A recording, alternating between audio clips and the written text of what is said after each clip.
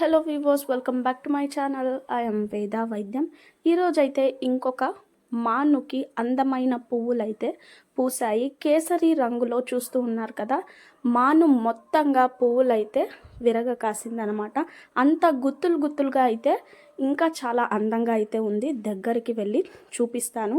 ఇంకా ఈ మాను ఆకుల్ని ఎందుకు ఉపయోగిస్తారు, ఈ పువ్వులు ఏ మానుకి పూస్తాయి అనేది కూడా చెప్తాను. ఇంకా ఇందులో 2 రకాల పువ్వులు అయితే వస్తాయి. సో ఇప్పుడు చూస్తున్నదైతే చాలా వైబ్రెంట్గా కేసరి పువ్వులు అనమాట. అంటే వెల్వెట్ లాగా వీటి మొగ్గులు, అంటే వెనకాల తొట్టం అంతా కూడా డార్క్ గ్రీన్ వెల్వెట్ లాగా ఉంటుంది.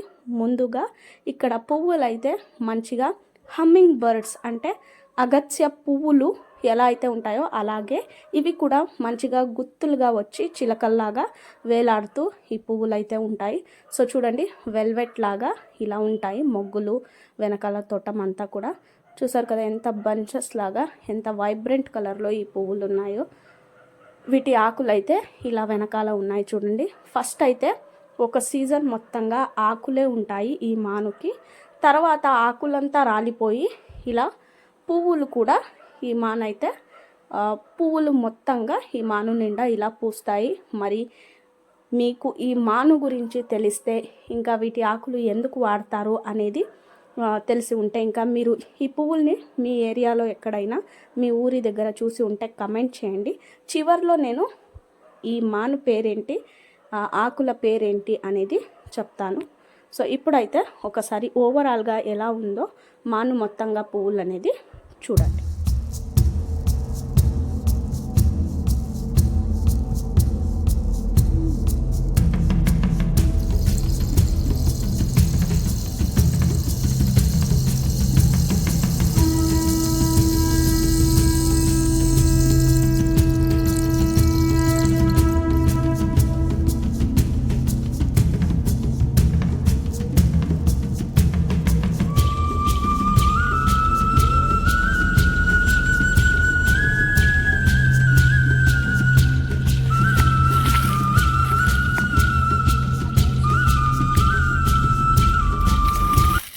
వన్ డే ట్రిప్ లాగా అయితే సండే అన్ని దేవస్థానాలకి వెళ్ళామన్నమాట. పావుగడ దగ్గర నియర్గా ఉన్న ఫేమస్ శనిదేవుని దేవస్థానం, అలాగే కోటె ఆంజనేయ స్వామిని దర్శించుకున్న తర్వాత నాగల మడకేకి ఫస్ట్ వెళ్ళామన్నమాట, సుబ్రహ్మణ్య స్వామి దేవస్థానం.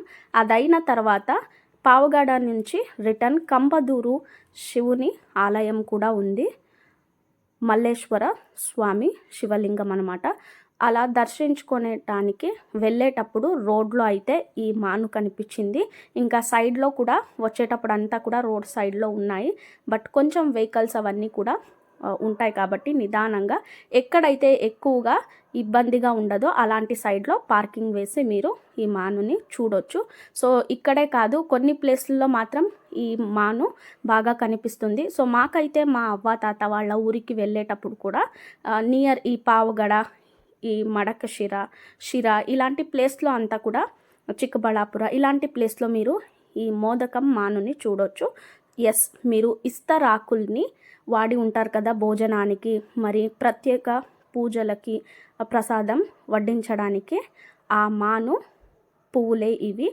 ఈ పువ్వుల్ని మేమైతే శివరాత్రి కోసం అయితే కొన్ని కలెక్ట్ చేసాము. ఇంకా ఎండినవన్నీ కూడా హోమానికి తీసుకున్నాము. ఇక్కడ చూస్తున్నారు కదా, రోడ్ సైడ్ అంతా కూడా లైన్గా 4 మాన్లు అయితే ఉన్నాయి. సో ఇవి కరెక్ట్గా మనకు జనవరికి ఆకులన్నీ ముగిసిపోయి ఇలా ఫిబ్రవరి ఎండింగ్లోనే ఇన్ని పువ్వులు అయితే పూస్తాయి.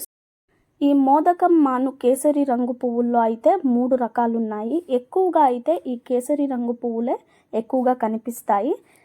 అరుదుగా అయితే మీకు పసుపు రంగు పువ్వులు, అలాగే తెల్లటి పువ్వులు కొంచెం అరుదుగా కనిపిస్తాయి అన్నమాట.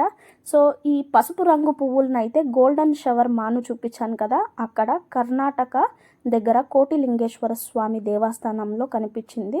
మా అమ్మ చూసి ఒక పువ్వునైతే కలెక్ట్ చేశారు. ఇంకా సడన్గా అర్జెంట్లో అయితే వచ్చేసాను. సో నెక్స్ట్ అప్కమింగ్ వీడియోస్లో ఎక్కడైనా మీకు ఈ విస్తరాకు మాను అంటే మోదకం మాను పువ్వులు ఎక్కడైనా పసుపు రంగు అలాగే తెల్లటి పువ్వులు కనిపిస్తే సో చూపిస్తాను. మీకు ఎక్కడైనా ఈ పువ్వులు కనిపించినట్లయితే తీసుకుని వచ్చి శివుని పూజకి వాడండి.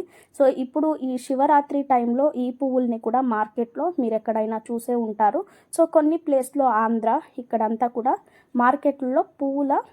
మార్కెట్లో ఇలాంటి పువ్వుల్ని కూడా అమ్ముతూ ఉంటారు. సో మీకు దొరికితే తెచ్చి పూజకి వాడండి. సో చూసారు కదా ఈ విస్తరాకు మానుకి కూడా ఎంత అందమైన చిలుకల్లాగా పక్షుల్లాగా వేలాడే పువ్వులు పూసాయో అనేది.